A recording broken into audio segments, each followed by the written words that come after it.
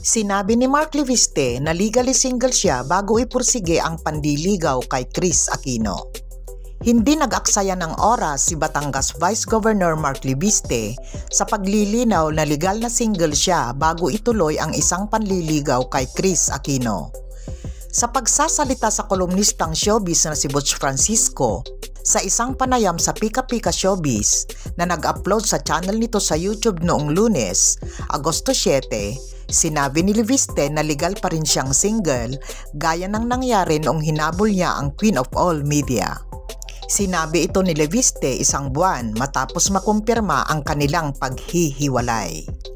Before entering Chris Aquino's life, syempre I was single. I'm still single legally. Wala ako sa kahit anong relasyon. Siya ay nagpakita ng tunay na pagmamahal, pagiging maalalahanin at maging ng pagkabukas palad sa aking mga anak. Not only my kids love her, but also my family, sinabi nito, although he didn't disclose any details about his previous relationships. Ibinunyag ng Batangas-based politician na una niyang nakilala si Aquino noong siya ay naging contestant nang wala na ngayon na game show na Deal or No Deal kung saan ibinunyag niya na crush niya noon ang huli. Sa palabas na yon, nanalo ako ng piso at sabi ng mga producers, ako lang daw ang naglakas ng loob na humalik sa kanya na mala beso-beso noong tinawag ang pangalan ko. Hindi ko alam kung saan ako kumuha ng lakas ng loob para humalik kay Chris Aquino. Sabi ko hindi ko mapigilan ang sarili ko dahil crush na crush ko si Chris.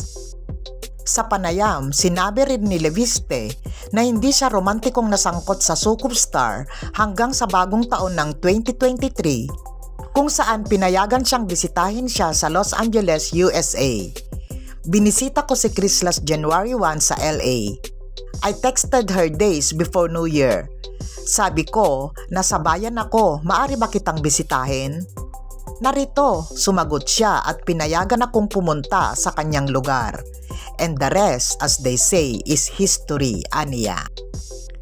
Ipinahayag ni Aquino sa publiko ang kanyang pag-iibigan sa isang Mark noong Mayo na kalaunan ay nakumpirma na si Leviste.